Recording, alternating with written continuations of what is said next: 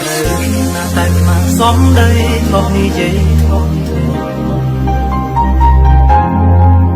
ពាក្យចាដោតដែលបងប្រានៅថ្ងៃមុនសូមឲ្យអូនខឹងហា